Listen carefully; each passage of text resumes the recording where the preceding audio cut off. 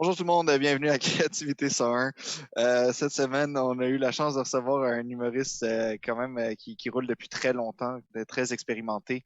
C'était Michel Courtemanche, un gars super sympathique, extrêmement drôle. On était crampés tout le long, on avait Ouais. mal aux joues. C'est vraiment une très belle expérience et un très bon gars à avoir reçu sur notre podcast. On a eu une très grosse conversation avec lui de toutes ses expériences, tant du chapeau humoriste qu'il a laissé assez rapidement parce que, bon, l'histoire c'est qu'il y a eu des petits problèmes, il a dû quitter la scène et qu'il s'est remis à la place plus dans la production, derrière la caméra, production, réalisation, direction, mise en scène, coaching. Mhm. Non, pour vrai, c'était incroyable. Je sais que toi, Léo, c'est quelqu'un qu'on voulait recevoir depuis longtemps. Ouais, Puis, vraiment. puis esti, c'est quand même, tu sais, c'est quelqu'un qui a influencé énormément de personnes aujourd'hui. C'est quelqu'un qui est super connu. Ben, c'est un monument, Euh, là. ah ouais, clairement, Je tu sais, c'est pense comme, rien de moins, là. ah ouais, Pour ouais, vrai, non, non, clairement. moi, j'avais vraiment hâte de le recevoir. Tant au niveau de son humour, tu sais, justement, il a tellement marqué. Ouais, il a marqué les gens, là, finalement, tu sais, avec ses personnages, avec ses sketchs. Mais j'ai été encore plus surpris puis encore plus étonné de à quel point il y avait tout un travail derrière euh, son rôle de réalisateur, du coaching, de mise en scène qu'il a fait pour plein de monde, du cirque, du coaching, Mhm. vraiment un gars. Sans ça, sans aller dans aucune école, genre, le Ouais, gars est c'est juste aucune doué dans ça, formation de, point, là, il est ah ouais. juste gifted, là. Ah ouais, puis Ouais. inspiré grandement par le contexte des cartoons qu'il écoutait quand il était Ouais. petit, puis des bandes dessinées, puis des, tu sais, J'aurais jamais deviné que son inspiration venait de moi ça me fait chier un peu parce que je veux dire, là. parce que moi, esti, j'ai passé ma jeunesse à écouter Tintin, ok, Ah! et à lire Tintin, puis Chris, je suis pas sa lune présentement, puis ça me fait chier, tu sais, genre, j'ai comme, T'es pas le gars, roux non plus, là. ben non, c'est ça, j'ai pas de chien qui s'appelle Milou, j'ai pas fait genre plein d'aventures, tu sais, puis tout, puis j'aurais aimé ça, moi, de découvrir un trésor, le trésor de Rackham le Rouge, puis aller au château Moulin-Sort, puis tout, puis ce gars-là, c'est parce que, c'est ça, c'est parce qu'il en parlait un petit peu pendant le podcast que, genre, tu sais, ce monde-là de la bande dessinée puis du cartoon l'avait inspiré, puis que, tu sais, toutes les grimaces qu'il faisait, puis les faces qu'il faisait, c'était comme inspiré beaucoup d'une bande dessinée en particulier. Puis j'étais comme, mais man, tu sais, dans ce même contexte-là, si, mettons, j'avais autant été inspiré par Tintin, genre, à quel point j'aurais pu être fucking débrouillard dans la vie, man, genre. Puis c'est crissement pas le cas, puis ça me fait fucking chier, genre. À quel point ça t'a pas servi, genre. Lui, ça lui a Vraiment fait une pas, fou man, genre. carrière, pis Ouais, lui, ça lui a fait une grosse carrière. Ouais. Moi, genre, je quote du Tintin, genre, au bureau, dans mes cercles d'amis, puis tout le monde me traite de nerd, genre, puis je suis comme, Ouais. fuck you, man. Mais c'est pas tout qui est digne d'être quote ou d'être genre inspiré d'eux, là. Genre, moi, je Ouais, mais lisais. J'ai l'impression que personne n'a lu ça à part ma famille. Weird, mais moi, je lisais quand j'étais petit des Totoches. T'as déjà lu ça? Tu connais c'est tout ça? non, mais ça sonne Personne comme la connaît ça, je te version, jure. ça sonne comme la version soviétique de Tintin. Tatoche. Totoche. The fuck? Non, non, Tatoche. c'est français. C'est français, puis Ok. c'est genre j'avais pas encore je parlais de ça, mais shout out ceux qui connaissent Totoche. Tatoche. Mais ouais, je te jure, une grosse BD, puis c'était un genre un groupe d'amis. Ben Totoche, c'est un gars, un jeune, puis il est comme entouré d'un groupe d'amis, puis il habite pas, mais comme il chill tout le temps sur un terrain vague. Puis là, genre, il arrive des péripéties, puis il y a genre un gars qui se fait tout le temps chaler par la même fille. Lui, il tripe sur la fille, elle tripe low-key sur lui, mais tu sais, elle l'emmerde tout le temps quand même. Ah, c'est que ça a l'air de la merde, comme je le dis, là, mais Non, mais non, pas pantoute, mais c'est plus que ça me fait penser vraiment à une autre bande dessinée. Ça ressemble vraiment au Petit Nicolas. j'aimerais que Le je sais c'est terrain quoi, vague, tout. mais Non, je sais pas. Moi, il me semble que non, ça c'est me pas fait ça. exactement. Hey, ton Totoche, il a Ben, il a volé. copié, non, non, c'est ça, Ouais, j'allais dire, clairement. bitch, non. Il y a Gad Elmaleh, Non, non, quelqu'un non. d'autre, là. Non, Totoche, c'est The Original, je suis sûr, sûr. Fuck off. Non, il y a Non, ça, je suis puis sûr que. l'autre volet à ça, c'est les deux personnages, le gars et la fille que je te parle, qui sont dans Totoche. Ça a fait comme une autre série de BD qui s'appelle Corinne et Jeannot. Ça, c'est Ben oui, ça, je connais ça. Ben, c'est Oui, oui. ça, ben, ces deux personnages-là, ils Ah, font ok, ils partie venaient de de Totoche. Totoche. C'est des personnages de Totoche. Ou l'inverse. Mais je cool. pense pas que ce soit l'inverse. Je pense plus qu'ils viennent de Totoche. Mais... Ok. Ouais. Je Ah, me ben c'est rappelle plus cool. de l'auteur de ça, mais en tout cas, grosse BD. Mais fait que tu sais, ça, genre, tu peux pas t'inspirer de ça. Là. J'aurais fait quoi? Genre, un jeune qui s'inspire Sur un terrain vague. du terrain, de la vie de la rue. Sur un terrain Ben, vague. c'est pas mal toi là, qui a grandi à Verdun, Châteauguay. J'ai jamais Puis, grandi à Château. Ok, moi, j'ai Montréal. attends, c'était quoi que tu 100%. disais? Verdun. Ah, c'est quoi les 3 quartiers que tu disais que t'avais vécu? Ça me faisait toujours rire. Verdun, Saint-Michel, puis... Puis Rosemont. Ah, ok, ouais. Ouais. Ah, J'ai pas fait si drôle que ça. Rosemont beaucoup. J'ai Ah, presque fait tous les quartiers de Montréal, en fait. J'ai ah. fait Rosemont, j'ai fait Anjou. Mais tu sais, je te dis, des quartiers que j'ai fait que là-dedans, j'en ai fait peut-être 2 mois, là, tu sais. Fait que, tu sais, j'ai resté sur... T'as habité genre juste 2 mois à une place? Non, non, ben j'exagère, mais comme il y a des endroits, je restais vraiment pas souvent. Pas souvent! Il y a des endroits, je restais vraiment pas longtemps, genre. T'étais-tu comme en famille d'accueil ou quelque chose? Non, j'avais juste un père La plus ou moins là. DPJ venait chez vous, genre, c'est comme que Non, non, mais en tout cas, on parlera pas de mes problèmes familiaux sur le Et Chris, podcast, non, ça... mais parce que... On a déjà pas beaucoup d'abonnés, mais Ouais, c'est c'est comme ça. que... Non, ben, c'est que c'est dark. Mais Bon. non, mais c'est juste, ouais, fait que, tu sais, mettons comme à Saint-Michel, tu sais, j'ai pas grandi à Saint-Michel, tu sais, j'ai habité là pendant, je pourrais pas te dire combien de temps, j'étais trop Un jeune. après-midi au Ouais, poste de c'est police. j'étais au McDo Saint-Michel, puis j'étais comme, ah, j'ai grandi dans Saint-Michel. Je suis en train de lire des totoches, hostie, Ouais, puis c'est ça. pendant que les autres me volaient mon argent de mon Mm. lunch. Ouais, mais Nice. bref, cool quartier à Montréal. Mais voilà. Mais Tu viens bon. de où, toi, à Montréal? Moi, j'ai grandi principalement dans 2 quartiers à Montréal, Outremont et Côte-des-Neiges. Ok, bye. Bon podcast, guys! C'est bourgeois. Ah, pour Moi, vrai, j'ai écoutez grandi notre épisode. principalement dans Outremont. Ah, et Puis c'est. Côte-des-Neiges. Et Ouais, Côte-des-Neiges. les Ouais, deux. ça, c'est pour Ouais. montrer que t'as un petit côté. Ouais, non, Ah. je connais ça, les autres cultures. Puis mon père, après, il m'a voyagé pas mal. Mon père, il a été sa rive sud, sa rive nord. Il est retourné à Montréal. Après, il est reparti à sa rive nord. Fait Ouais. que, mais j'ai surtout beaucoup grandi en dehors de Montréal. Donc, parce qu'à un moment donné, je m'étais réfugié juste chez mon père. Puis j'ai grandi Mhm. à Sainte-Thérèse, sa rive nord, pas mal, pendant quasiment 10 ans. Là. Attends, tu t'étais réfugié chez ton Ouais, chez père? mon père. Ouais. Ouais. Genre. Ah oui, hein? Ouais, ouais. Moi, J'aime mes le choix parents de sont mots, séparés. réfugié. Ouais, ben c'était pas mal ça. Là. Ouais. C'était l'asile politique. Là. Mais c'est drôle que tu dises ça, que ton père après ça bougeait, parce que moi, mettons, ben, mes parents étaient pas ensemble, mais mettons, j'ai l'impression qu'un père, quand il se sépare, là, après une séparation, tu vas déménager 1 million de fois, bro. Ben moi, mon père et ma mère ont jamais été Toi ensemble. non plus? C'est-à-dire qu'ils sont séparés 2 semaines avant ma naissance. Fait que, Ah non. fait que oui. Ah, c'est Avoue, hein? drôle. Avoue Je que ça pensais fait que ton genre, histoire c'est de ta naissance faute. était chienne, mais la Non, la tienne tienne aussi. est pire. La tienne Ouais, la est mienne est pire. pire, mais la tienne Ah, donne pas ouais. sa place non plus. Ah, Mais... mais bon. Sur ce, Bref. bon épisode tout le monde. Suivez-nous sur nos plateformes et encouragez-nous pour pas qu'on se déprime trop avec Ouais. nos histoires parentales fucked up. Bon podcast, Michel Courtemanche.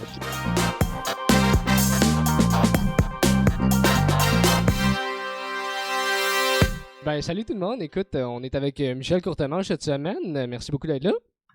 C'est Ça super me cool. fait plaisir. Normalement, on demande tout le temps la même question. On reçoit pas mal des humoristes qui font du stand-up et on leur demande c'est quoi le style d'humour. À toi, j'ai envie de tourner un peu la question et dire ben en fait, j'en ai deux. Tu choisiras celle que tu veux. Si tu aurais été, mettons, un humoriste de stand-up, ça aurait été quoi ton style d'humour? Si t'avais, excuse-moi, je fais toujours cette erreur-là en plus. Si t'avais été un humoriste, ça aurait été quoi ton style d'humour? Puis sinon, dans tous les personnages que tu as fait, lequel, toi, personnellement, t'a marqué ou que tu as aimé faire, disons? Attends un peu, là, parce que moi, il y a deux choses que j'ai fait dans ma carrière, c'est-à-dire des personnages, Mhm. surtout des nationalités qui faisaient des sketchs, et je faisais du stand-up aussi. Mais les deux venaient de la même racine, c'est-à-dire du cartoon. Des effets de cinéma, du cartoon. Moi, c'est de là que mon inspiration me vient le plus. Puis la façon, si on se rapporte, mettons, au tout début de ma carrière, la façon que je montais mes numéros, c'était relativement simple, c'est-à-dire que moi, je viens de l'époque où il fallait absolument trouver des personnages. OK. L'époque de Jean-Michel Anctil, de Michel Barrette, on trouvait tous des gros personnages qu'on faisait sur scène. C'était bien important de se trouver un personnage. Sauf que dans mon cas, comme il fallait, j'avais dans l'idée d'aller un petit peu plus loin que le Québec, mes personnages ne pouvaient pas être régionaux. Okay. Alors, je trouvais toujours des personnages qui étaient soit une nationalité ou genre un Américain, un Russe, un Japonais, un Français, et patati et patata. Et avec ces personnages-là, je trouvais des situations. Et puis, dans les situations, la façon que je fonctionnais, c'est que je trouvais un personnage, une nationalité, qui pratiquait un sport ou une action X. Et je vais prendre, mettons, comme exemple, mettons, le golfeur, je sais pas si vous connaissez le numéro, c'est une vieille affaire, là. Mon numéro de golfeur, en fait, c'était très simple. C'est un golfeur qui essaye de mettre la balle dans le trou.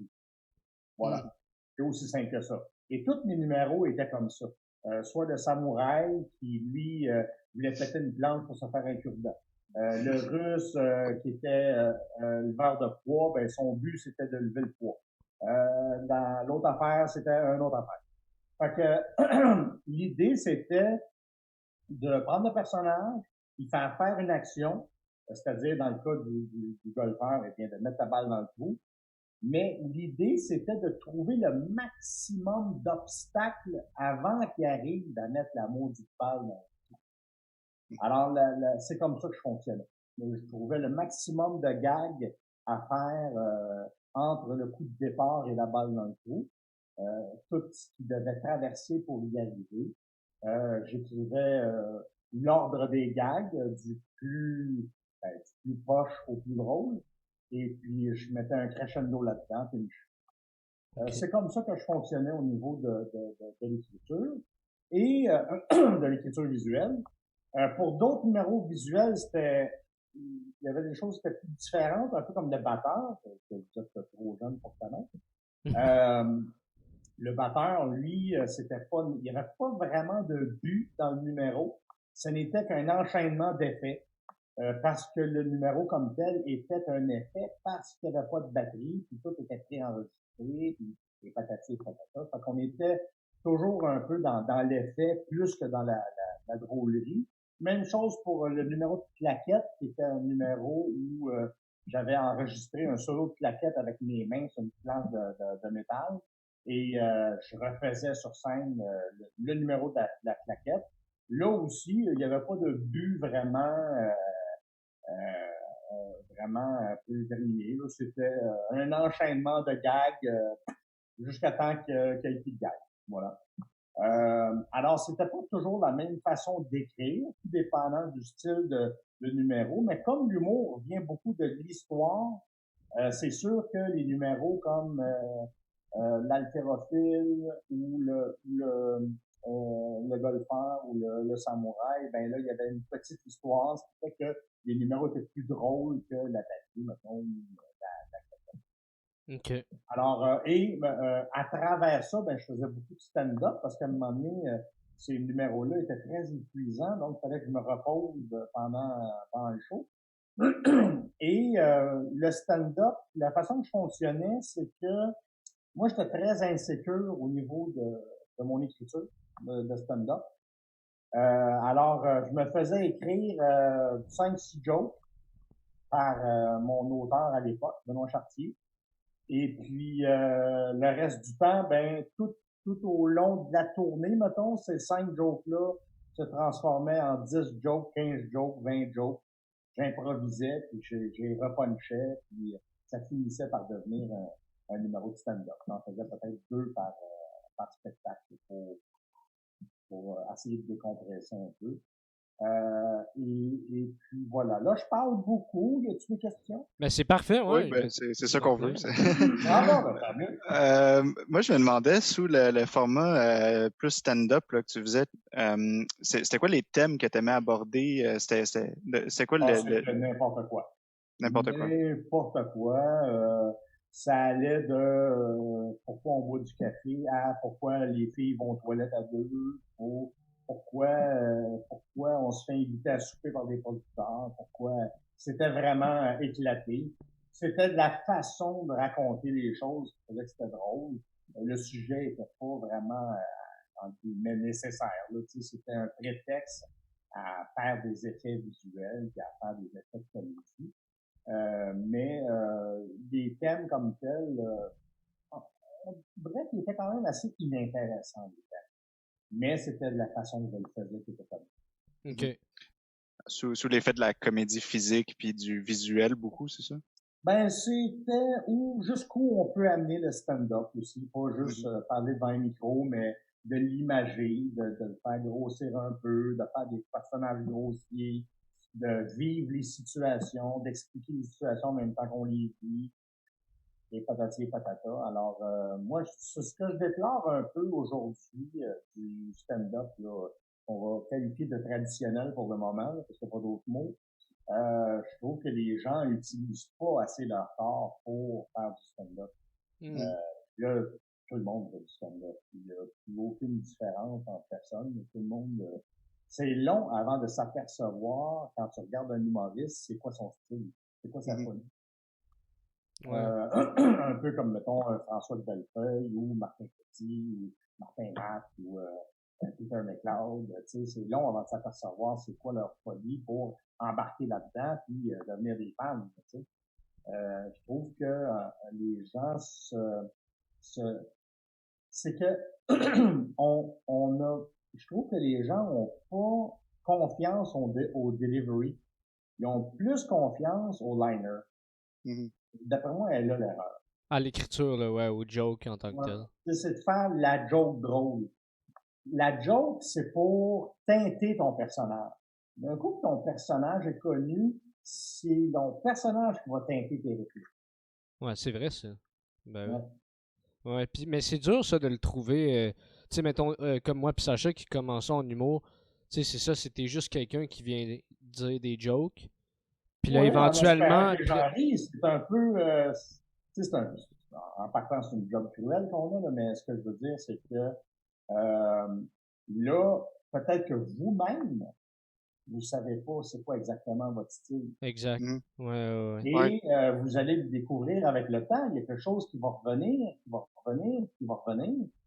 Puis les gens dans la salle vont finir par le résumer pour vous autres. C'est-à-dire, mettons, il y a des gens dans la salle qui voient Patrick de Bellefeuille rentrer, puis ils vont dire « Ah, tiens, là, le chiolé. Ah, tiens, là, l'absurde. Ah, tiens, là, t'as l'affaire. » Tu sais, c'est les gens dans la salle qui résument c'est qui est sa scène. Et qu'est-ce qui en est resté.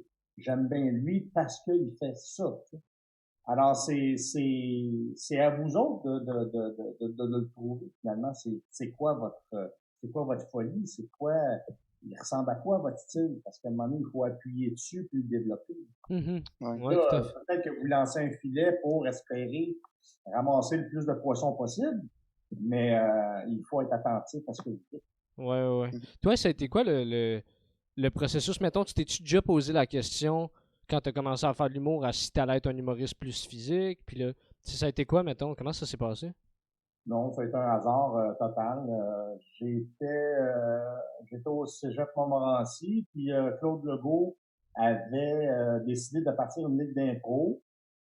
Il est venu me voir, m'a demandé si ça m'intéressait de rentrer là-dedans avec un autre de mes chums, Christian. Puis on n'en avait rien à foutre anyway. Fait qu'on a commencé à faire de l'impro, puis automatiquement, ben en impro, tu sais, t'as pas de costume, t'as pas de décor, t'as rien, tu sais. Fait qu'il fallait tout mimer. Et moi, j'avais cette capacité-là à être capable de mimer les choses. Donc, c'est devenu très, très, très naturel pour moi d'exploiter le côté visuel, mime que je possédais. Je l'ai amélioré avec le temps en faisant de l'impro. Mais c'est pas ça, je voulais faire dans la vie, moi, être humoriste. pas ça. Pas en tout que je voulais faire. Là. Moi, ouais, je devais devenir, j'étudiais en cinéma pour être réalisateur. Mhm. Et en plus, je me disais, quand j'étais au cégep, OK, moi-tu faire ci, moi-tu faire ça, qu'est-ce que tu vas faire dans la vie? Tout le monde me poussait vers la scène.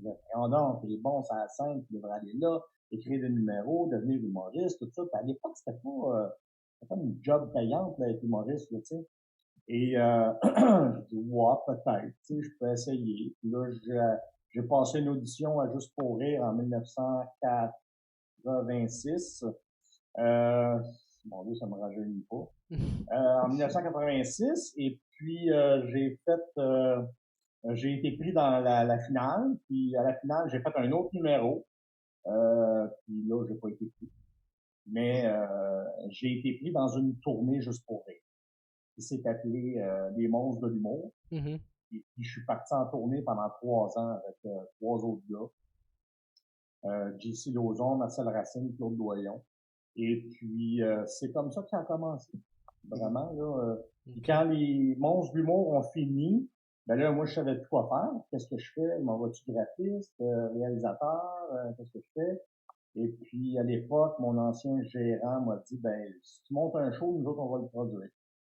Ah, ben, je dis, OK. Mais tu sais, j'avais pas de matériel, mais pas en tout, là.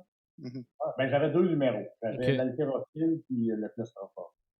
Fait que, j'ai pondu un show, mais c'était pas le bout de la marde, là, tu sais, c'était pas très, très drôle, mais c'était nouveau, fait que les gens aimaient ça. Et puis, à partir de là, ça a été très, très, très, très, très, très trop rapide. Ouais. Mhm. Ouais. Ouais.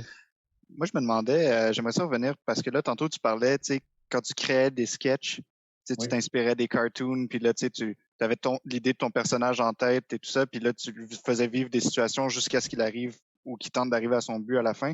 Oui. Ben, ça nécessitait quand même de l'écriture puis de la préparation, comparé à ton stand-up que tu aimais ça improviser. C'est quoi la dynamique entre les deux, mettons? Ben, en fait, quand je disais tantôt que ça a été très vite, trop tôt, là, quand j'ai fait mon show à Montréal, il a fallu, en fait, j'ai été invité à jouer à Paris dans un théâtre pendant 4 mois, et il a fallu que je ponde des nouveaux numéros visuels. Mhm. Et moi, ce que je faisais, c'est que je prenais, comme je disais tantôt, un personnage, une ethnie quelconque, un sport ou quelque chose à faire. Et puis bon, son but, comment ça commence, c'est quoi le but, qu'est-ce qu'il va traverser. Et puis j'ai appliqué ça sur plein d'autres affaires, sur plein de nouveaux numéros que j'ai fait à Paris, mais j'avais tellement peu de temps pour travailler que je faisais juste des canevas. Et puis, à la première du show, j'ai cassé 4 numéros. Que je savais même pas si ça allait marcher. Et, il y avait quand même 600 personnes dans la salle, mais 600 Parisiens. Tu te dis que Ça fait combien en Québécois? ça fait combien de Québécois, ouais? Ça C'est fait comme 2 600 Wilfrid Québécois, mais qui ont Pelletier. arrêté de fumer. Ouais, Fait que ça a été bien stressant, mais finalement, les sketchs ont bien fonctionné. Mais ça a été une épreuve qui jamais je referais ça. Mhm. D'arriver avec du numéro, tu te dis, vas-tu marcher le prochain, vas-tu marcher le prochain? Puis là, t'es quand même sur scène pendant 10 minutes à pas dire un mot, à juste faire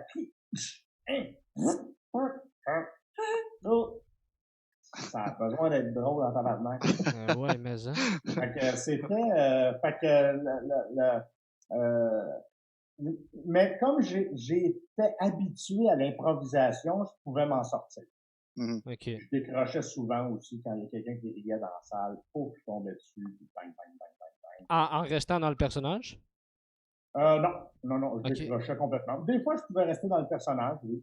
Mhm. Mais des fois, je décrochais complètement, puis je pouvais improviser pendant 15-20 minutes, puis je revenais.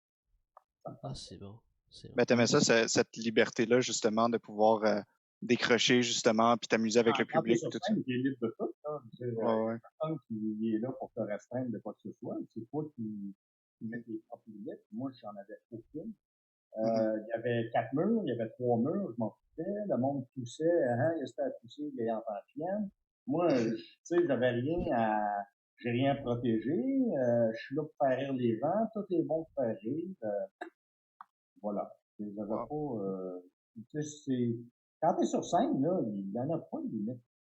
La seule Ben, limite, dans le fond, c'est ce que tu t'imposes à toi-même. ouais, c'est ça. Ben, c'est ça que je voulais dire par rapport à ton propre pacing, mettons, ou ta structure, ou dans ta tête, le cheminement des jokes que tu allais faire, tu sais, c'était plus, surtout par rapport à ça. Mais c'était tellement anodin que ça pouvait pas être dangereux.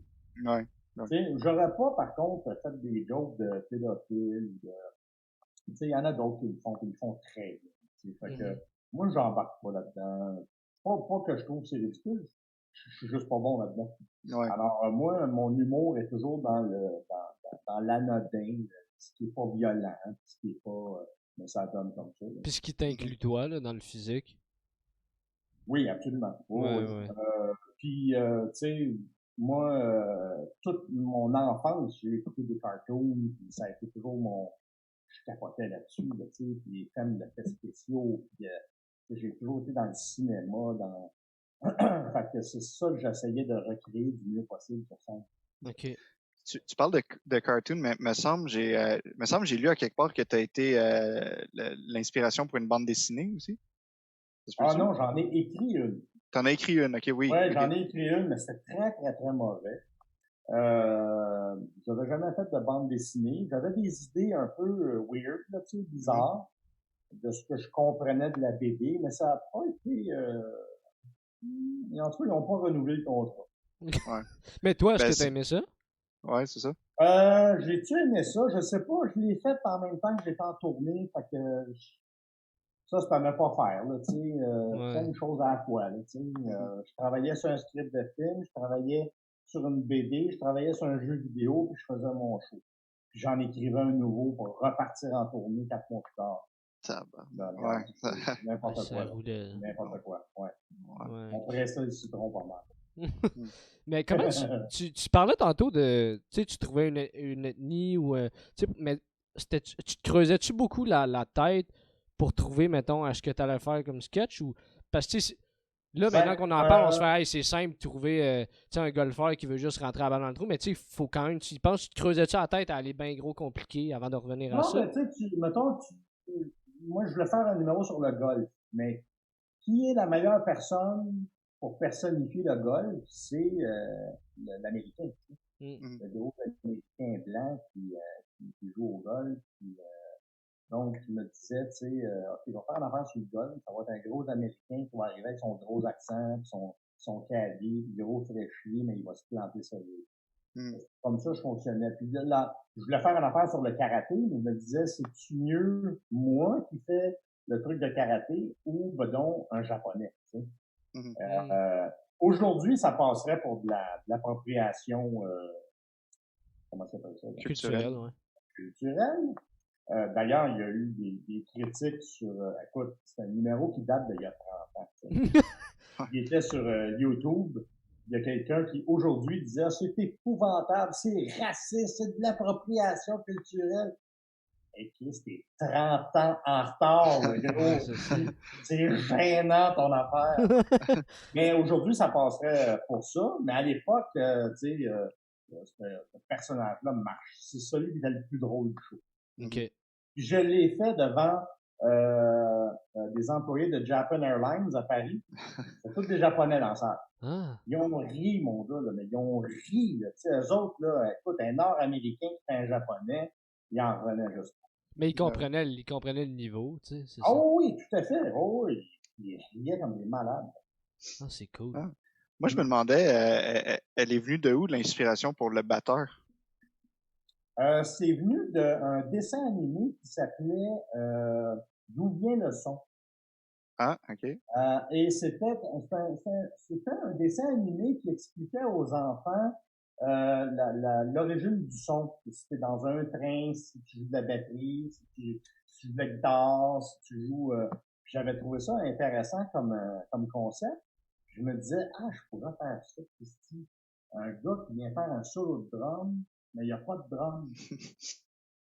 Là, m'emmener, il y a une vache qui arrive, ça scène, puis là, je joue de la cloche à vache. mais on entend juste la cloche à vache. Là, je pourrais éternuer mon dentier sur une cymbale, puis là, j'étais parti. Tu sais, c'était n'importe quoi.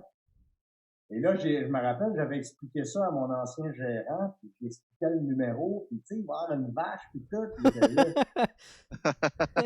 hein, il comprenait pas encore.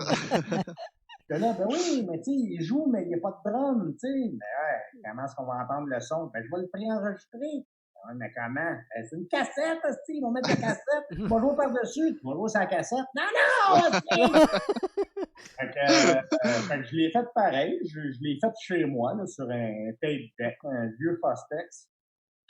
Et j'en ai fait une première version que j'ai essayé dans les bars. Ça marchait super bien. Puis j'avais décidé de mettre ça à la fin de mon spectacle. Et puis comme ça marchait bien dans le spectacle, mon ancien gérant a parlé à son frère, qui était président d'un festival à Montréal. Ouais. On en a entendu un peu parler. Et, oui, on en a entendu beaucoup parler. Et j'ai présenté ce numéro-là dans un gala en 89. Et puis, c'est ça. Ça a eu l'effet d'une bombe. Et puis, mon ancien gérant avait honte de ne pas avoir compris. Ouais. Et moi, ce que je trouve incroyable de ce numéro-là, c'est le jeu. Tu sais, je veux dire, c'est comme l'énergie que ça doit prendre, puis la coordination pour qu'on pense que tu es vraiment face à un drum, puis que tu suis le beat en même temps, puis tu as dû le faire genre des centaines de fois pour maîtriser tout ça en même temps. Non, en fait, moi, je joue du drum un peu. Je suis un petit peu drummer. J'ai un drum à la maison, d'ailleurs. Alors, comme c'est moi qui l'ai tapé, le solo de drum, je le savais par cœur. Mm-hmm. Donc, c'était pas un gros effort, non. Je l'ai pas fait une centaine de fois. Là, tu sais, ça m'a pris un week-end qui s'était réglé. Parce que je l'avais composé moi-même. Et c'est quelque chose qui s'est fait quand même assez rapidement. Faut pas se laisser berner. Ah ben, en tout cas, c'est parce que moi, je trouve ça impressionnant. Tu sais, en plus, tu fais tes faces en même temps, tu fais tes sourires, tu joues, tu sais, c'est comme... En tout cas, moi, j'ai été berné. Faut juste être indépendant de tous ces membres. Ouais, pas capable de faire le bass drum, le snare, la hi-hat, une grimace, faut que tu sois capable de faire tout ça en même temps. Mais ça se fait. Mais ça, toi, t'avais pas fait d'école de clown, t'avais pas fait d'école de jeu. Tu sais, mettons, pour apprendre à justement être capable d'avoir cette coordination-là dans chacun de tes membres, en même temps de faire des mimiques. Non. J'ai pas fait l'école de l'humour, moi, je suis de l'époque où il n'y en avait pas. Ouais. Par contre, j'ai déjà joué de la guitare, j'ai joué du drum, je savais, même quand j'ai fait des numéros de claquettes, c'était plus un numéro de drum, mais avec des claquettes d'un pied, tu sais.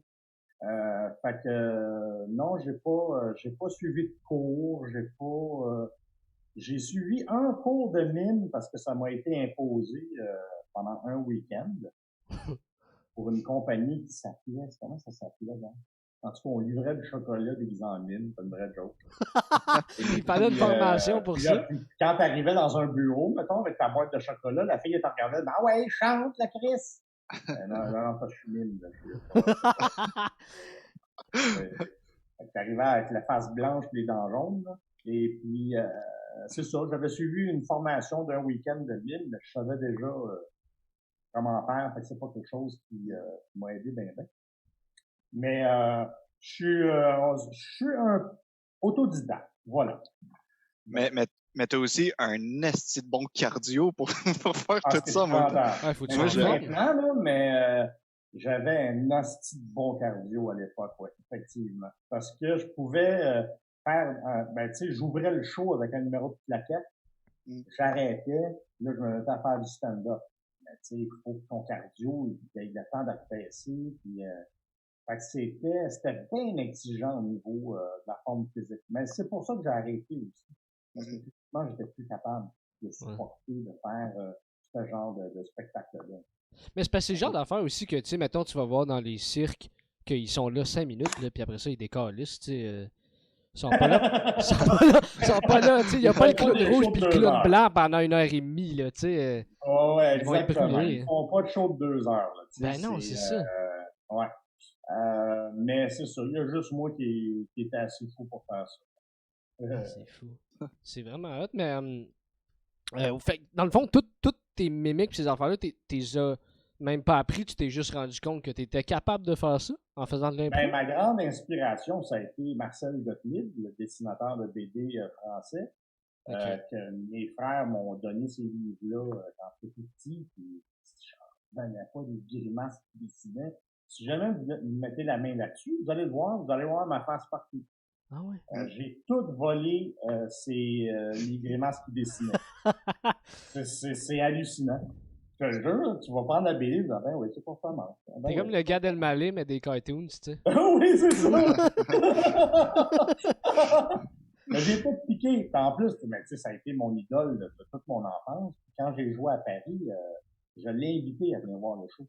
Ah, cool. Je l'ai reconnu dans la salle pendant que je faisais le spectacle. Et quand je l'ai vu, là, je suis dit, il va me tuer. Il va venir me voir après. Il va dire, tu m'as tout volé, là, maintenant. Fait que, il est venu me voir après le show, puis on a jasé, puis il était super gentil. Il me dit, non, je vois pas où tu m'as piqué des trucs, là. Ouais, et puis, en plus, il est aveugle. Fait que, non, on a eu un échange bien intéressant. Je suis allé souper avec lui. En tout cas, ça a été une grande rencontre. Et puis voilà, ça a été tout mon, maintenant il est décédé, mais ça a été toute mon inspiration. Okay. C'est qui les personnages qu'il avait fait? C'était quoi les BD qu'il avait fait? Il avait fait, j'allais pisser de rire en disant ça, c'est Rubrique à Braque, Dingo Dossier, il était aussi dans Fluide Glacial, et puis il faisait aussi, le chien, la merde, je me rappelle plus son nom. C'est un chien philosophe. Anyway, peu importe. Et puis, mais Dingo Dossier et Rubrique à Braque, là, lisez ça. C'est vraiment une perle. Est-ce que c'était un petit peu une inspiration aussi quand tu t'es essayé en bande dessinée toi-même aussi après? Non, pas vraiment, mais le dessinateur de la BD, lui, était très influencé par Gottlieb. Okay. Et il a fait une reproduction de mes faces hallucinante. Tu sais, c'était vraiment, même moi, je la connaissais. Alors, il s'appelait comment? Héroc, je pense. Héroc, ouais, c'est ça. C'est son nom de dessinateur. Okay. Il était vraiment bon. Mais la BD était pas bonne. Ah ben. Toi, quand tu lisais ces cartoons-là, ou t'es regardé quand... T'étais jeune en ce moment-là? Mettons, t'étais enfant, ado? Ma première BD de Gottlieb, ça a été quand j'avais 8-10 ans. OK. Puis t'es imitais? Oh. Mettons, tu lisais, puis tu... je refaisais toutes les faces. OK. Toutes les faces. Je refaisais toutes. Quasiment comme si tu pratiquais des jokes. C'est resté. Mais moi, je suis comme... quand quelqu'un me parle, mettons, là, je grimace. Je peux pas m'empêcher de grimacer. Ben, pas je grimace. Mais si quelqu'un me parle qui est triste, je vais être de même. Je vais être comme ça. Quand je dirige, mettons, des comédiens pour faire une scène, mettons, quand je dirigeais chez Caméra Café, c'était une vraie joke. Les gens me regardaient plus qu'ils regardaient ce qui se passait sur le plateau. Je réagissais comme tous les personnages, tu sais, puis comment on parlait, puis c'était ridicule. Je fais du mimétisme. Ouais, c'est de l'empathie. Mais... faire des grimaces. Même les gens arrêtent de me parler, ils me disent, ça va-tu? C'est pas, t'arrêtes pas de faire des grimaces. Ah non, t'inquiète pas, c'est beau. Puis là, j'essaie de leur retenir. Dans mon cas, c'est une maladie. Ah, c'est drôle. Puis comment tu t'arrangeais, mettons, une fois que t'avais... Ça, j'étais à la grimace pour dire que j'étais contrarié. Mais comment tu punchais, mettons, une fois que tu avais trouvé le personnage puis l'action qu'il faisait, comment tantôt tu disais que tu rajoutais le plus de gags possible là-dedans. Tu sais, comment tu faisais? Parce que tu peux pas, mettons, c'est pas comme l'humour, tu vas aller tester, puis là, tu rajoutes des jokes. Mais ça, tu faisais comment? Tu pratiquais, puis tu y pensais? Je me pratiquais pour me rappeler, mettons, du scénario, de la structure. Mais après ça, comment je punchais, c'est vraiment de l'instinct. OK. Je me disais, m'a fait telle affaire, puis d'après moi, ça devrait rire, là, mais je suis pas sûr. J'essayais, puis là, ça riait. Ben, ça a marché. Fait que, Mais c'est sûr que puncher visuellement puis puncher verbalement, c'est bien différent, mais le rire est pareil. L'explosion du rire est pareil.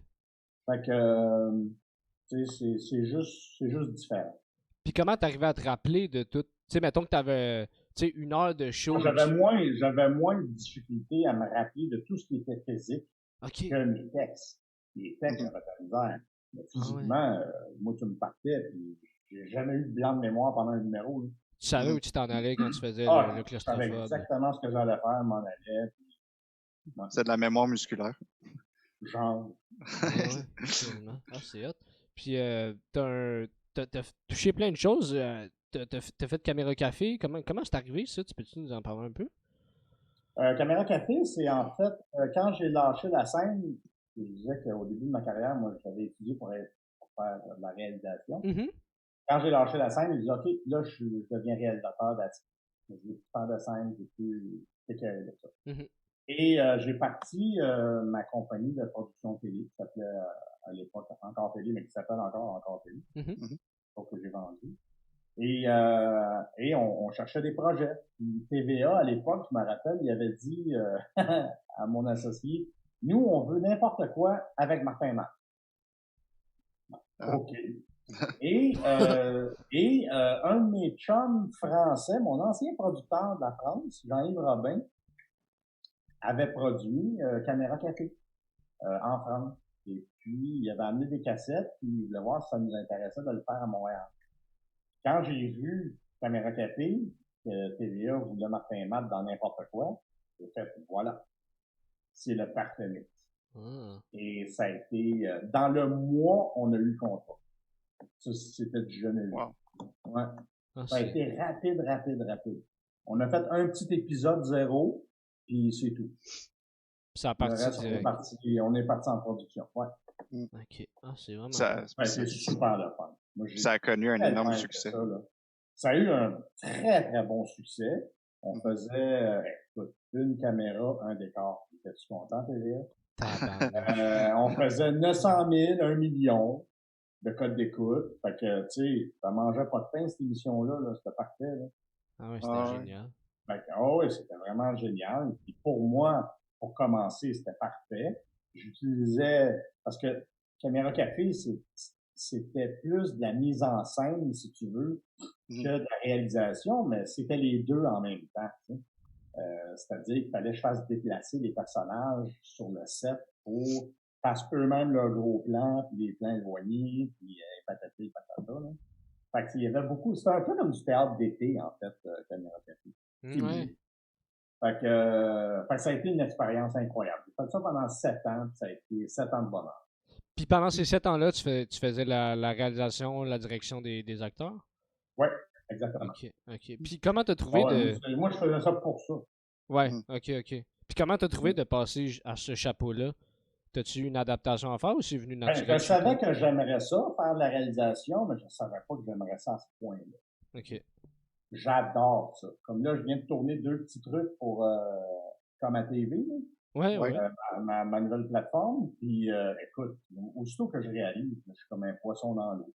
Je dis pas que je suis bon, je dis que j'aime ça. J'adore ça. Mais t'es retourné. C'est important de faire ce qu'on aime dans la vie. Ouais. Mais justement, tu as été à l'école de l'humour. Tantôt, tu as dit que tu n'as pas été, mais tu y as été, mais vraiment plus tard dans ta carrière pour aller faire pour aller faire le perfectionnement de scénarisation. Exactement. Perfectionnement de scénarisation, spécialité comédie, une demi-heure. Ouais. Et ça a été super le fun. J'ai rencontré plein de gens là-bas, plein d'étudiants, ça a été super le fun. J'ai adoré ça. On dirait que je vis ma carrière à l'envers. Ben, c'est ça, tu c'est là, puis j'ai fini par les études. Tu sais. Fait que, non, ça a été très, très bien. Puis ça m'aide beaucoup à écrire sur les projets et les séries sur comme à TV. Fait que je suis super content. Ben justement, à quel point ça a été... parce que tu dis que ça t'a aidé. Mais je veux dire, tu sais, toi, tu arrivais déjà avec ton propre background, tes propres expériences, ta propre façon de créer. Comment tu as réussi à comme mixer tout ça avec les cours de l'école, justement? Ben, en fait, c'est que moi, en tant que réal, je voulais avoir le même discours que les auteurs. Quand il me parlait de la structure ou des détails, mettons, que je comprenais pas tout le temps au niveau de la scénarisation, tout ça. Fait que je voulais vraiment avoir le même langage que les autres. Puis je voulais apprendre à écrire aussi parce que j'avais une couple d'idées puis je voulais faire mes connaissances. Fait que ça a été comme un gros refresh de ce que j'avais envie de faire. Tu sais, je voulais passer par la réalisation, écrire mes affaires passer par la scénarisation, écrire mes affaires, puis aller à la réalisation pour les faire. C'était ça mon but, que je suis en train de faire en ce moment. Ouais, de créer tes propres trucs du début à la fin, en fait. Absolument. Du début à la fin, puis aussi de les faire les écrire comme je veux, les réaliser comme je veux. Ça, c'est bien important. Tu sais, sans avoir de producteurs ou de diffuseurs qui te disent ça on n'aime pas ça, ça on n'aime pas ça, ça on n'aime pas ça. Je pense que c'est important qu'on puisse garder vierge les idées. Sinon, ça donne quoi, écrire si tu fais tout changer tes affaires, Fait que dans Comme à TV, c'est un peu comme ça. C'est ça la philosophie de la plateforme. C'est-à-dire que ton coefficient d'or, qui est à 100%, ben, tu l'écris à 100%, tu le réalises à 100%, puis au bout de la ligne, il est exactement comme tu l'as pensé. Et non pas comme ceux qui sont obligés de vendre du savon, ben, tu es obligé de modifier ton affaire pour que la route. Ben justement, tu t'en as parlé aujourd'hui un petit peu là, de ta nouvelle plateforme Comme TV sur les réseaux sociaux. Oui. Nous, on l'a vu, c'est drôle parce qu'on l'a vu passer juste un petit peu avant le podcast là, sur le groupe des humoristes associés. Oui. Ouais, fait que là, on était comme ben good, on lui en parle à soir justement. Puis, ben, peux-tu nous en parler un petit peu plus de comment ça va fonctionner cette plateforme-là? C'est pas compliqué. La plateforme, c'est une plateforme de diffusion de produits web, séries web, mini-séries, podcasts, vlog, mais la lettre qui est devant. Aussi du court-métrage, moyen-métrage, long-métrage, diffusion de spectacles live ou différés. Donc, c'est quand même une plateforme où on va retrouver plusieurs styles de comédie. Pourquoi ça existe? C'est que pendant la pandémie, j'ai vu que tous mes confrères humoristes faisaient leurs vidéos un peu chacun de leur bord, puis ils mettaient ça un peu partout, mais je trouvais qu'on s'éparpillait, puis ça s'en allait nulle part, et surtout, c'était pas monétisé. Alors, je me suis dit, parce que c'est un projet que je voulais faire il y a une vingtaine d'années, pendant que j'avais encore télé, et que j'ai remis sur les rails pendant la pandémie. Fait que je me disais, ça va prendre une adresse pour rapailler tout le monde, pour qu'il y ait un fanbase, puis ensuite monétiser leur produit. Fait que c'est de là que ça vient. Alors, en ce moment, là, on est à la recherche beaucoup de contenu. On est très ouvert au contenu, soit original ou usagé. Et on va être en ligne à la fin décembre. Alors là, tu vois, je suis en train d'écrire du contenu pour le tourner novembre-décembre. On va avoir à peu près 5-6 séries déjà en ligne sur la plateforme, plus du contenu gratuit, des écoles de kino, de Fantasia, des gens qui ont fait du court moyen-métrage et même du long-métrage, même de la série. Fait qu'il va y avoir beaucoup de matériel là, qu'on va pouvoir voir sur Comme à TV à la fin décembre. Cool. En tout cas, si tu cherches un podcast, j'en connais qui... Écoute, on est très, très, très ouvert. Vous avez juste à venir me voir sur Comme à TV et puis on va en jaser. Puis nous autres, on est bien ouverts. Ben ouais, vraiment cool. Mais est-ce que toi, tu jouerais dans... On se bargaine des affaires en même temps de faire un podcast. Puis, mais est-ce que toi, tu jouerais dans tes trucs que tu écris ou que tu réalises? Il y en a un dans lequel j'ai joué, mais c'était en guillemets pas nécessaire parce que je réalisais en même temps. C'est un petit peu compliqué, là. Mais moi, j'aime mieux réaliser que jouer, de toute façon. Mais si je trouve une idée, mettons, qui n'est pas comme un gant, ben là, peut-être que je vais le faire. Mais sinon, moi, j'aime écrire, j'aime réaliser, j'aime monter, j'aime faire la post-prod, tout ça. C'est toutes des affaires que j'aime. Plus que être planté devant le Kodak, faire là. Ça, Ouais. j'avoue que c'est moins mon dada maintenant. Ok. Mais je veux juste revenir justement là-dessus parce que parce que t'as participé au Bye Bye pendant une couple 5 d'années. ans. Ouais. 5 ans, c'est ça? 5 ans, ouais. Comment ça s'est passé? Comment t'es arrivé là-dedans? Ah, écoute, j'étais au restaurant Les Enfants Terribles sur Bernard Ah ben oui. et mon téléphone sonne. Ben oui, j'ai un portable. Ah, Fait que je réponds et c'est Louis Morissette. Fait que il me dit hey, salut, ça va? Oui, ça va. Toi, oui, pas pire, si tu fais de bon, pas grand chose. Toi, ouais, ben là, je travaille sur toute l'affaire, dans ce fait long. Fait que il me dit ça te tente-tu de faire le bye-bye avec nous autres? Là, sur le coup, j'ai dit non. Parce que Ah oui. non, il me dit avant de me répondre, je veux que tu y penses comme faut, puis je te rappelle tantôt. Je dis, OK. Fait que, là, je raccroche. Là, j'appelle un de mes chums. Là, il y a Louis Morissette, il vient de m'appeler, là, il veut que je fasse le bye-bye. Tu fais-les? Hein? Tu sais, bye-bye pour que tu sois imitateur, là. Moi, je suis pas imitateur, là. Ah non, voyons donc, tu vas le faire, ça va être bon, hein. Il n'y a rien à faire de ce temps-là, mais, ouais, c'est vrai, t'as raison. Fait que là, je rappelle Louis. Ou c'est lui qui me rappelle, je me rappelle plus. Et là, il dit, avant que tu me donnes ta réponse, là, je veux que tu me dises, oui, Louis, j'embarque, on va avoir du fun en tabarnak. Fait que là, il m'a tellement pris de court, j'ai fait, oui, j'embarque, on va avoir du fun en tabarnak. OK, bye! Bye! Ah, c'est de tabarnak. Faut que je fasse le bye-bye. Là, j'ai rappelé mon chum, j'ai dit oui. Je capotais, j'étais déjà angoissé, j'avais déjà le trac, tu sais, je capotais, tu sais. Je m'en fais le bye-bye, voyons donc. Si j'ai fait là, moi, faut que je le rappelle, faut que je dise non, ça n'a pas de bon sens. Là, mon chum m'a convaincu, non, tu vas le faire, tu vas être le meilleur, patati patata. Là, je dis OK. Là, on avait une lecture. On avait une lecture à son bureau à Louis, tu sais. J'avais reçu les textes, puis j'étais pas bon. Puis là, on fait la lecture, il y a moi, Louis, Véronique, voyons, la frisée, là. Hélène Bourgeois. Ouais, bonjour, les gars. Qui y avait d'autre, donc? Joël Legendre, puis, il y avait quelqu'un d'autre. Non, c'est tout.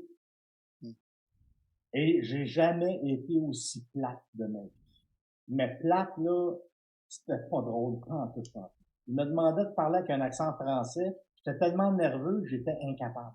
Je dis, voyons non, t'as vécu 6 ans à Paris, tu pas capable de faire un accent français. Après ça, il me demandait d'imiter, pas Pognard, mais tu sais, le syndicaliste, là, Rambo. Ouais. Ouais, je connaissais pas, j'ai pas la télé, j'écoute jamais la télé, je sais pas c'est quoi. Là, j'ai fait une voix de lutteur, je criais, dans la lecture. Là, il me regardait tout de même. Finalement, on arrête la lecture, puis ça s'est vraiment mal passé.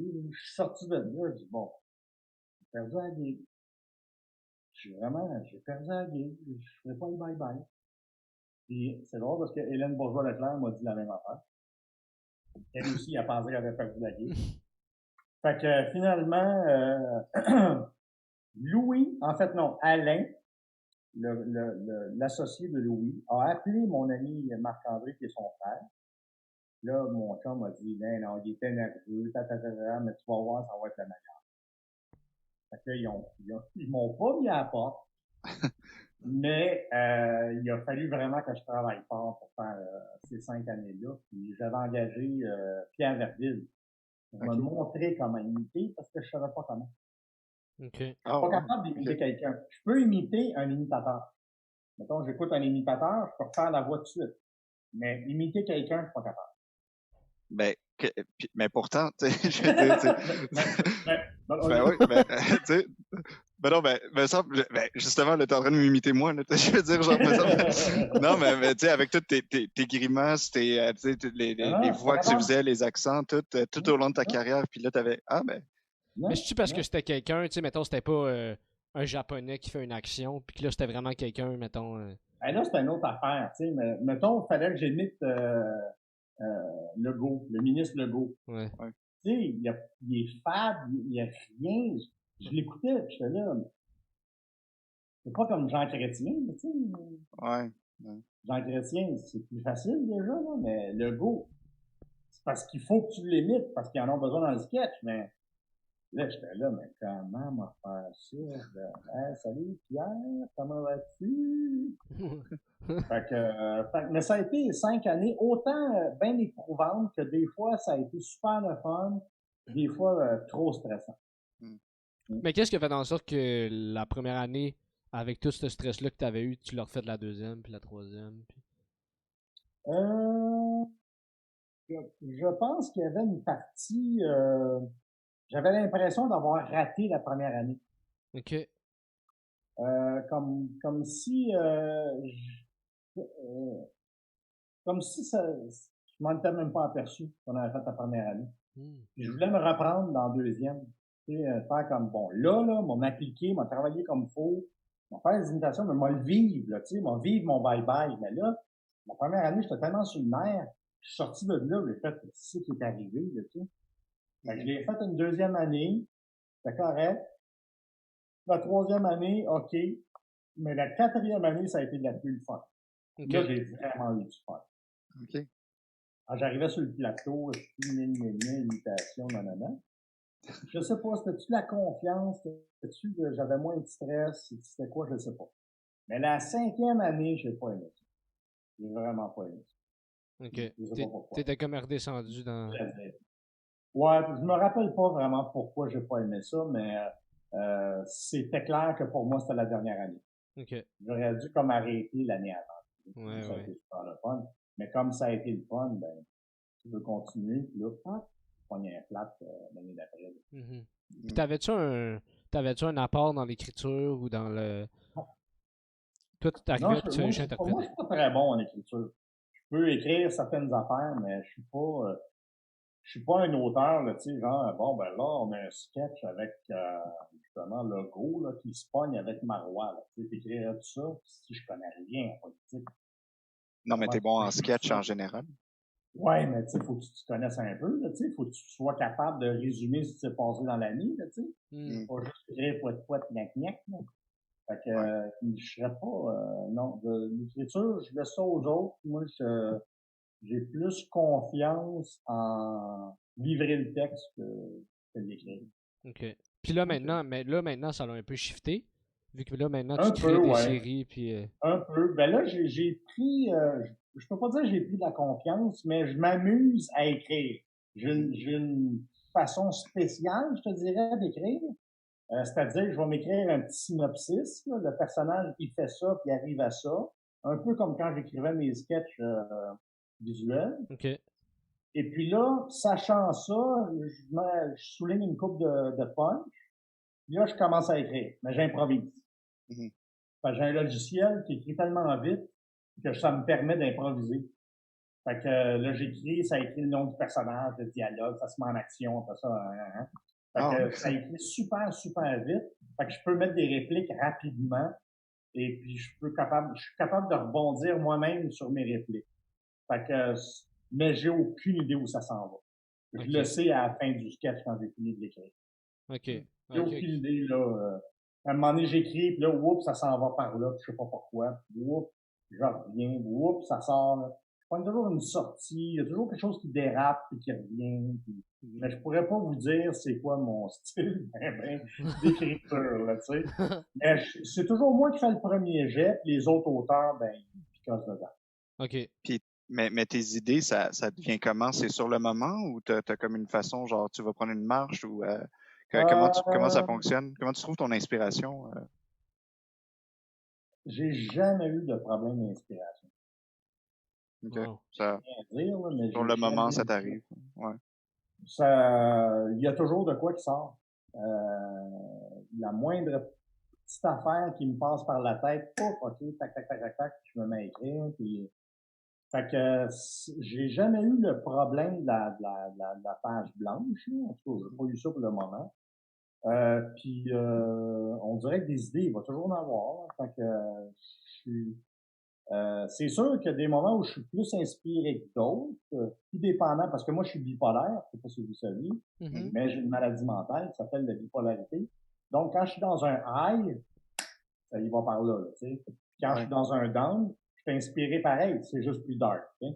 OK. Fait que, mais quand je suis dans un high, je peux chier du texte en masse, là. Quand je suis down, ben, je peux chier, mais là, c'est plus une bière. Je sais pas ce que je veux dire par là. mais c'est. Mais c'est juste diarrhée, mais c'est-tu, dans ces moments plus down, c'est-tu de la comédie quand même aussi? Ou c'est. Parce que tu dis que c'est plus dark. Ça restera toujours de la comédie. Ça restera toujours de la comédie. J'ai jamais écrit quelque chose de down dans ma vie. OK. Jamais, jamais, jamais. Même si c'est dark, c'est du dark comedy. Exactement. OK. Ça va toujours être drôle. OK. T'as aucun intérêt pour quelque chose d'autre comme du dramatique? Oui. J'ai déjà écrit une histoire quand même assez complexe, d'à peu près 200 pages de scénario, là, que j'ai écrit, que ça fait 3 ans que je laisse reposer dans l'ordinateur, que quand je vais le rouvrir, je fasse « Ah, OK, c'est ça la solution ». Fait que, oui, quelque chose d'un peu plus dark, un peu plus, je dirais, humain. Mais en général, ça va surtout être de la comédie. Puis, quand tu écris des affaires plus dark et humaines, comme tu viens de dire, là, est-ce que c'est difficile des fois de ne pas shifter dans l'affaire comique, justement? Non, c'est pas si pire. C'est pas si pire. Okay. Et je trouve, honnêtement, plus facile écrire du dramatique qu'écrire de la comédie. Okay. Écrire de la comédie, c'est tough en tabarnak. Ouais. Écrire du dramatique, c'est que tu t'écoutes plus, tu sais. De la comédie, t'es plus dans la surprise, tu sais. Qu'est-ce que je vais dire qui va faire que ça va être surprenant? Fait que j'ai moins de difficultés, surtout à dialoguer dans le dramatique, en tout cas, c'est ce que je me suis rendu compte. Mais dialoguer dans la comédie, là, moi, il faut vraiment que je me lève de bonheur. Ouais. Ah ouais, OK. Je trouve ça vraiment dur. OK. Puis si tu des affaires, mettons, est-ce que tu travailles, mettons, avec d'autres gens en faisant des brainstorms ou des affaires comme ça, ou c'est juste des idées qui te popent? Ben là, pour le moment, non, à cause des conditions qu'on connaît. Ouais. Mais habituellement, oui, je m'installe, on s'assoit, puis là, hey, on pourrait faire ça, OK, clac, on prend des notes, puis OK, moi, mes devoirs, c'est ça, tu pars, t'écris l'affaire, puis là, tu sais, un jet. Oui, moi, j'adore l'échange. Depuis que j'ai lâché la scène, d'ailleurs, je travaille plus en groupe, puis j'aime bien plus ça. Mais oui, je me fie beaucoup aux autres auteurs et à leur jugement aussi. Okay. Moi, je suis très, très dur sur mes affaires. Et quand les gens refusent au complet mon texte, je leur dis quasiment, je vous comprends. Tu sais, je suis comme, j'ai pas d'ego à ce niveau-là, j'ai pas de... mais en autant que je donne l'idée, puis la ligne, mettons. C'est comme ça que je fonctionne. OK. Puis, y a-tu des trucs, tu parlais que t'aimes beaucoup le chapeau de réalisateur, puis t'as-tu déjà pensé, mettons, à faire du coaching auprès des acteurs ou des humoristes? Ou... Ben, en fait, j'ai fait beaucoup de mise en scène de spectacles d'humour. Ouais. J'ai fait Lise Dion, Dominique Paquet, Excuse, Michel, c'était lequel de Dominique Paquet? C'était Rien que sur une gosse? Non, l'autre avant. OK. Non, c'est ça, l'autre avant. Rien que sur une gosse, là, je suis pas metteur en scène, je suis coach. Mais là, c'est tablette, là. Mais attends, rien que sur une gosse, c'est-tu ça? Non, Rien que sur une gosse, c'était le premier, je pense. Non, il me semble que c'est le non, c'était pas le mien, sur une gosse. C'est le plus récent, Rien que sur une gosse, il me semble. C'est le plus récent? OK. Ouais. Non, le plus récent, c'est Laisse-moi partir. Ouais, c'est ça, OK. Ah. Ouais, l'autre, la gosse avant, ça a été Réal Bélan. OK. Ouais, moi, c'est pas ce gosse-là que j'ai mis en scène. Toi, tu C'est travailles l'autre juste gosse avec deux avant. gosses, sinon t'es pas là. C'était l'autre qui s'appelait La Poche. Ouais, un gland comique. Hein, et, attends, je vais en noter ça. Ah ouais, Ah ouais, ouais. Non, c'était, voyons, je me rappelle plus du titre. C'est pas grave, c'est celui-là que j'ai fait. Puis juste avant, j'avais fait Lise Dion. Et puis, j'en ai fait un autre aussi, je me rappelle pas plus. Mon Dieu, ça doit pas être important. Mais j'aime beaucoup coacher les comiques, là. Ça, j'aime bien ça. J'ai fait, mais tu sais, je suis très, très varié dans mes projets, là. Tu sais, j'ai fait la mise en scène d'un show africain, là, pour enfants à l'automne passé. Ok. Je faisais des projections, je faisais la mise en scène, je faisais un paquet d'affaires. Ça payait pas tard, mais aussi, c'était le fun. Je fais beaucoup de coach aussi au Cirque du Soleil, feu, Cirque du Soleil. J'ai entraîné beaucoup de clowns, Wow, de ok. mimes. J'ai réécrit beaucoup de numéros avec des humoristes des quatre coins de la planète. Et puis, j'ai moi-même écrit des numéros pour des clowns, pour des shows du Cirque du Soleil. Alors, je suis très actif derrière la caméra. Ok. Puis comment, c'est quoi ton. Ça m'intéresse, parce que j'en ai déjà fait un peu. C'est quoi ton processus, mettons, de coaching, par exemple, pour un clown ou pour un humoriste, mettons, la mise en scène puis le coaching vis-à-vis la Ça réalisation? dépend. Ça dépend. Souvent, quand je vois que le clown bouge mal, ben, je vais essayer de corriger sa posture. Puis si je vois que son numéro, ben souvent les clowns, leurs numéros sont très poétiques, hein. Il n'y a pas vraiment de punch final, il n'y a pas, tu sais, c'est pas du... Moi, ce que je faisais comme humour visuel, on pourrait comparer ça à du stand-up. Mais eux autres, c'est plus du poème.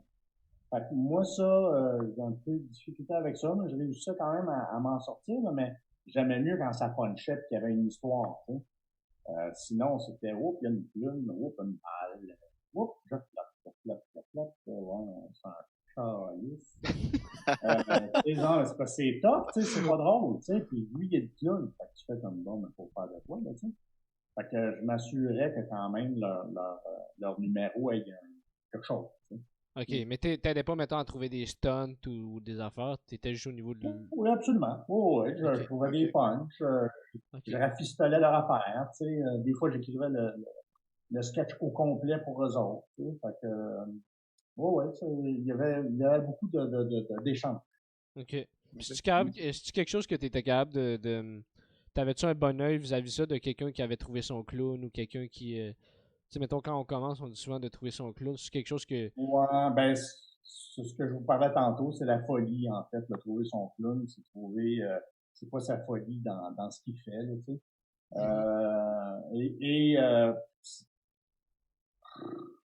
sais. C'était pas facile tout le temps de trouver la folie de chaque clown. Faut vraiment que tu le regardes longtemps.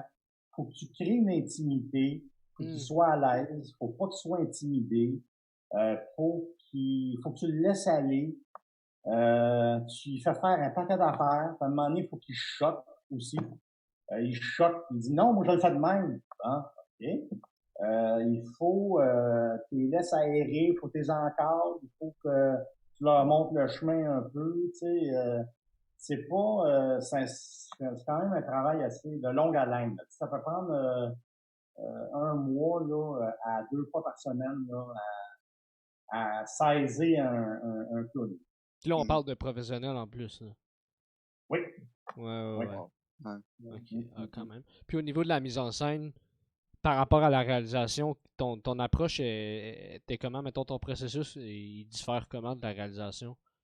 Ben, moi, ce que je surveille tout le temps, c'est l'énergie que les artistes mettent dans, dans ce qu'ils ont à faire. Est-ce qu'il y a de la surprise et est-ce qu'il y a du contraste? Et ça, en comédie, le contraste, c'est extrêmement important. Et est-ce qu'il y a de l'opposé? Des fois, quand tu sais plus quoi faire, fais le contraire. C'est simple que ça. Fait que c'est 3 affaires que je surveille tout le temps chez les comiques visuels. Tu sais, surprends-moi en faisant un geste, ou en tout cas un punch que je vois pas venir. Mets du contraste entre ce geste-là et celui qui est suivant. Parce que si t'as pas de contraste, ton numéro, il est comme ça.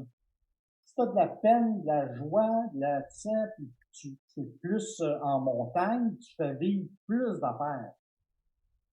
Ouais.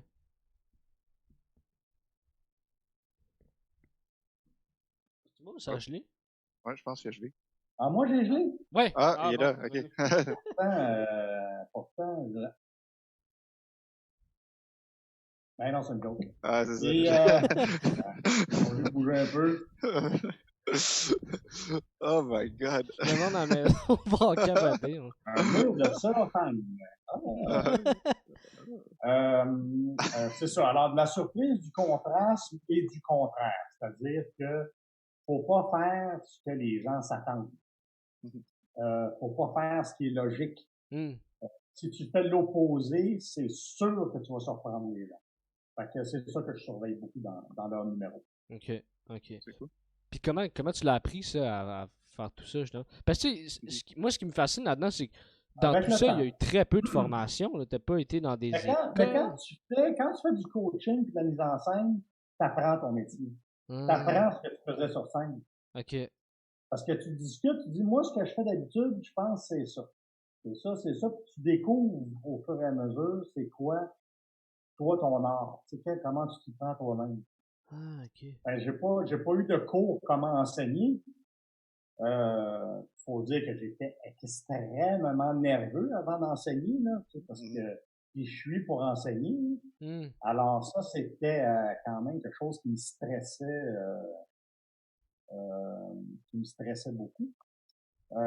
Fait que je viens d'avoir un message. Il est fait. Depuis Coma TV, là, tu sais plus où donner de la tête. Qu'est-ce qu'il veut, tu sais. C'est ça. Fait que quand j'ai commencé à enseigner, c'était surtout enseigner le mime parce que j'avais pas de technique. Là, je me suis posé la question, c'est quoi, moi, ma technique? Comment je m'y prends? Comment je fonctionne? C'est quoi? Je le faisais d'une façon naturelle, mais j'ai jamais su. Et j'ai remarqué que pour moi, le mime, tout est basé sur le principe de la vague. C'est comment je te dirais? Ton premier point d'impact sur ton corps qui compte et c'est ton dernier point de réaction qui compte aussi. Si on te cogne la tête, ben c'est ton pied en bas qui va réagir en dernier. Ok. Ben la vague, c'est ça. Fait que c'est des positions. Tout est basé là-dessus. La position du corps, quand on va te la mettre quand même, comme ça. Et de faire un personnage avec la tête penchée, avec le ventre sorti, en tout cas, vous viendrez au cours. Okay, ouais. Mais ça a été, j'ai écrit beaucoup sur le mouvement parce que je voulais savoir comment je m'y prenais. Fait que j'ai écrit un cours avec des exercices, des patatas, patata. Et puis, je suis allé enseigner à Philadelphie, dans une université, pendant 2 semaines. Mais, tu sais, c'est bien beau, là, à enseigner le mime, mais quand quelqu'un ne l'a pas, il l'a pas. Ouais. Si tu ne l'as pas. Tu vas être technique, ça va être plat. Si t'es trop technique, là, regardez comment je tire bien une corde. On s'en suce le cul, comme dirait le gâteau. Peut-être ça paraîtra pas sur le podcast. Quand t'es trop technique, il n'y a plus d'humour. Fait que ça. Puis moi, j'enseignais beaucoup le deuxième mouvement. C'est-à-dire que t'as un mouvement, mais que aussi t'as un deuxième mouvement qui vient avec, mais vous viendrez au cours et vous comprendrez. Ouais, c'est sûr. C'est intéressant. Mais c'est vrai que c'est pas facile. C'est pas fait pour tout le monde, ces types de... Non, c'est pas fait pour tout le monde. Puis quelqu'un, mettons, qui est obligé de suivre un cours de mime, il veut mourir, là. Ouais, il n'y aura pas de fun. Là. C'est comme infliger quelque chose à quelqu'un, tu sais. Puis si t'es pointé là-dessus, tu fais quoi, tu sais? Si t'es pas bon, t'as 10 sur 100, tu sais. T'es pas... Fait que c'est... En fait, je devais le donner à l'École nationale de l'humour, mais je suis en train de reformater le cours parce que c'est d'une cruauté incroyable. Puis moi, je suis tellement sévère, mais tellement sévère que ça n'a pas de bon sens. J'accepte personne, tu sais. 1 sur 1000, qui à mes yeux, trouve le bonheur, tu sais. C'est épouvantable comment je suis chien. Ouais. J'en viens pas. Mais surtout. T'as pas l'air de ça. Ouais, c'est ça. Non, vraiment non, pas. je suis Mais très, très, très sévère. Très Va sévère. faire du Quand clown, quelqu'un Sacha, a pas pour le voir. mouvement, là, ouais, ça me tente plus. pratique, pratique, mon grand, pratique. Tu vas voir que ça va plus loin qu'imiter Grégory Charles, Sacha. OK?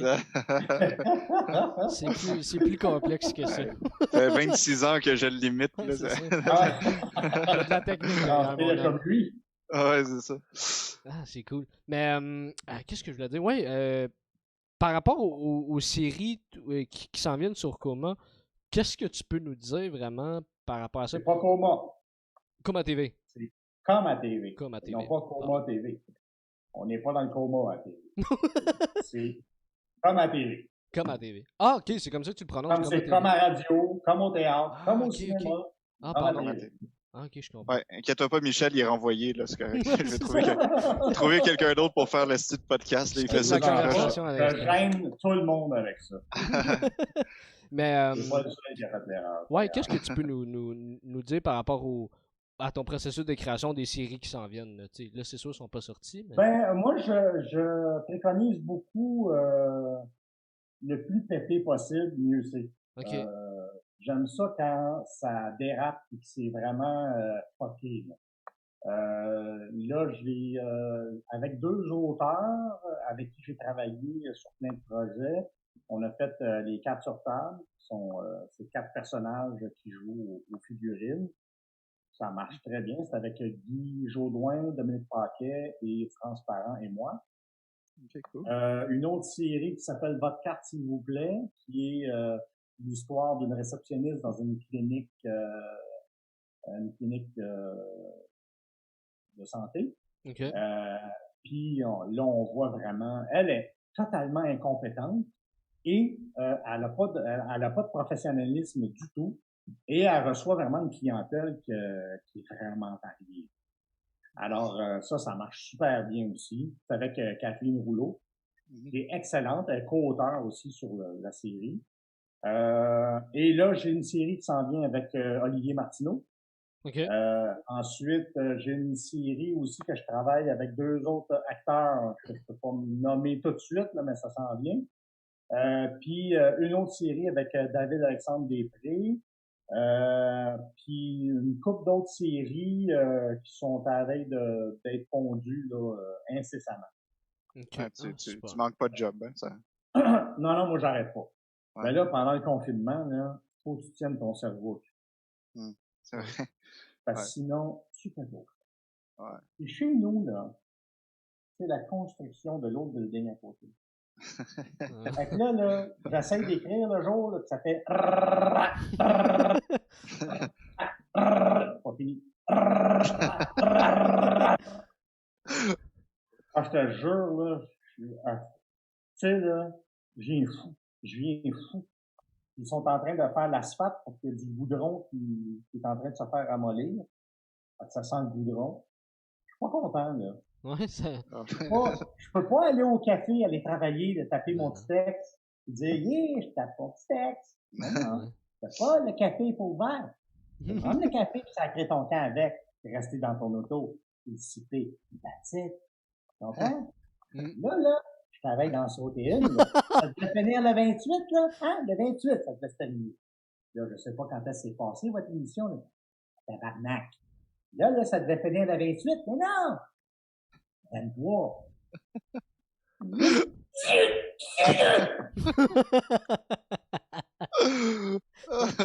Hey, une chance que les calmants existent parce que je suis très au frais. Il y a quelqu'un avec un marteau piqueur qui l'aurait reçu quelque part. Hein? Ah mon gars. Ah, tu veux rouler tes airs avec ton pic-pic, mon. Ah, je suis capable. C'est chiolage. Mais parlant de café, ça me fait penser. T'es-tu quelqu'un qui aime mieux ou qui travaille mieux, mettons, ailleurs? Ou, Ben, tu moi, travailles j'aime bien? bien aller au café, Ouais. puis ouvrir mon petit ordinateur, puis prendre des notes, écrire. Puis, oui, ça, j'aime bien ça. J'aime ça, écrire quand il y a de l'action autour de moi. OK. Dans le silence, ça me stresse un peu. Je suis pas vraiment confortable. Là, j'ai pas le choix. Là. Je mets mes écouteurs, je mets des vieilles tunes de 1980, puis go, j'y vais. Mais j'aime sortir, j'aime pas nécessairement aller m'inspirer, mais juste changer de place. C'est tout ce que ça demande. Changer de place.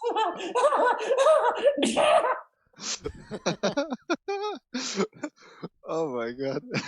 On va recommencer parce qu'on l'a vidéo et audio, ce podcast-là, mais là, on va dire C'est au monde vrai? de l'écouter. Alors, c'est là Ouais, que c'est clair. j'ai tombé sur le côté. On va faire la vidéo En description. vidéo description. Mais faite en Inde. Oh boy. Oh, de l'appropriation, excusez. Ouais, c'est ça. On fait plus ça. Non, ben, J'ai parlé en hindou. T'as 30 ans, inquiète-toi pas. Là. Je m'en appelé Sugar Sammy. C'est quoi la phrase pour il est tombé sur le côté? C'était pas loin, aussi. C'est bon. Oh boy. N'importe quoi. Il est fort. Ben, c'est correct. Moi, Michel, j'aimerais juste revenir. On y a passé vite tantôt, mais c'est quand même une bonne portion de ta carrière. Quand tu faisais de la scène en Europe, tu sais, as été en France, en Belgique et je pense. Suisse, Allemagne, Espagne, Espagne, Catalogne. Ouais. Ouais. Comment t'as aimé ça, ce passage-là? Le plus beau show que j'ai fait, c'est en Catalogne. OK. Ça a été vraiment une expérience là, vraiment hallucinante. Je jouais dans un chapiteau qui pouvait contenir 600 personnes. Puis quand je suis arrivé, le jour où je suis arrivé, j'ai rencontré les organisateurs, puis ils m'ont dit ça va très bien. On a vendu 400 billets dans un chapiteau de 600 places. Fait que ça regarde très bien pour ce soir. Ah ben cool. Okay. Là, je fais une entrevue, je me rappelle plus c'était à quoi, la radio ou télé. Et oui, ben ce soir, nanana. Et là, j'apprends pas longtemps avant le show qu'on est sold out. Parfait, on est sold out, excellent. Finalement, il y a eu 900 personnes dans le chapiteau. Tabarnouche. Et écoute, c'était plein, là, mais plein. C'était une ambiance, mais complètement capotée. Et j'ai fait tout mon show au complet. Et à la fin, quand je faisais mon batteur, que je tapais des mains, les 900 personnes tapaient des mains en même temps. Ah. Ça a été, là, voyons donc, tabarnak. Là, j'ai 900 fans dans la salle, tu sais. 900 personnes là, qui veulent absolument me voir. Là, puis en Catalogne. En Catalogne, oui. Fait que ça a été, là, vraiment, à vie, là, c'est le seul show que je me rappelle vraiment. OK. En Allemagne, ça a super bien été aussi, mais c'était un autre contexte. Bon, Belgique, Suisse, tout ça. L'Espagne, c'était surtout de la télé. J'étais très connu au Japon aussi. Sauf que j'ai jamais mis les pieds là. C'était à cause des émissions Juste pour rire, probablement, à l'époque, qui allaient là-bas. Je devais ouvrir des théâtres en Italie, au Japon, en Russie.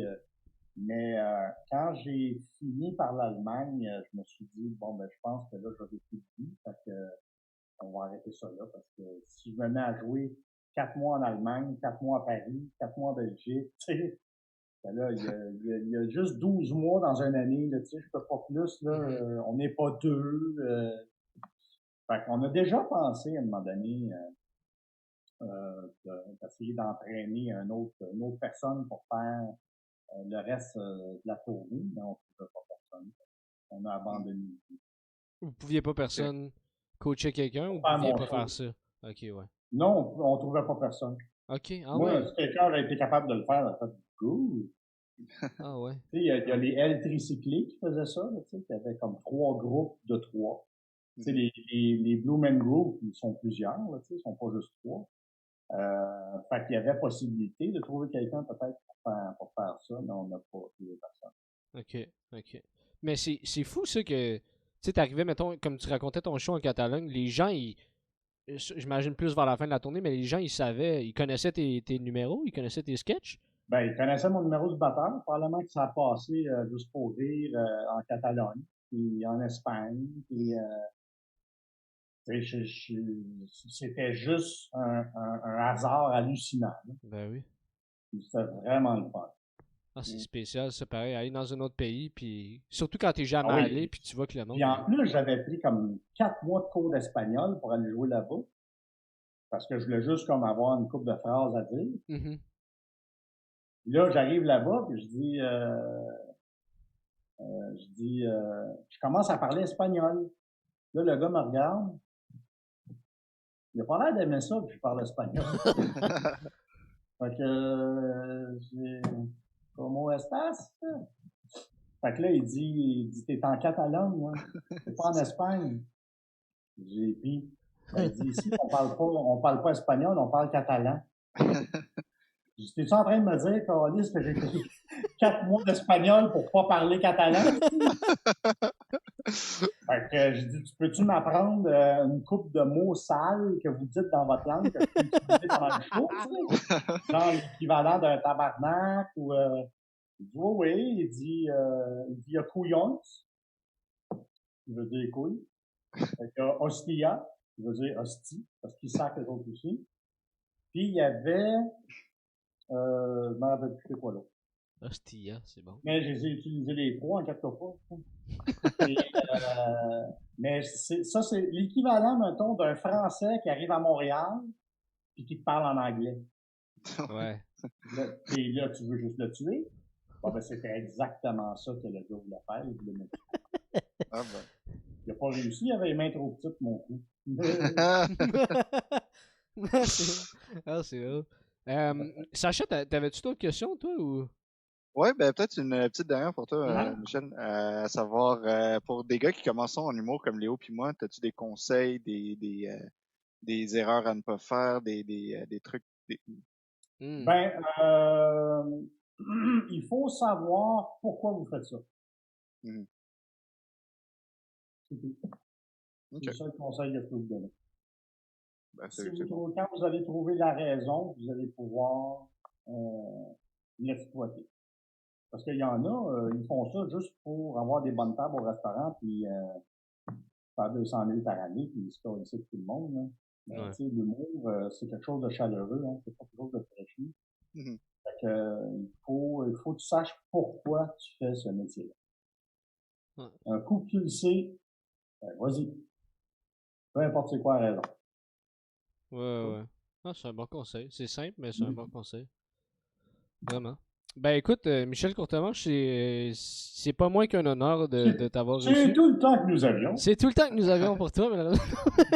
Mais c'était vraiment un plaisir de t'avoir. Je suis très content que tu aies accepté. Ben, merci de m'avoir reçu, les boys. Ça a Ouais. été très intéressant. Ben écoute, je suis bien content. Excellent. Et puis, en fait, j'allais te demander si tu avais des trucs à plugger, mais on en a parlé un peu. Là. Ben, il y a Kama TV qui va Kama être TV. en ligne à la fin décembre.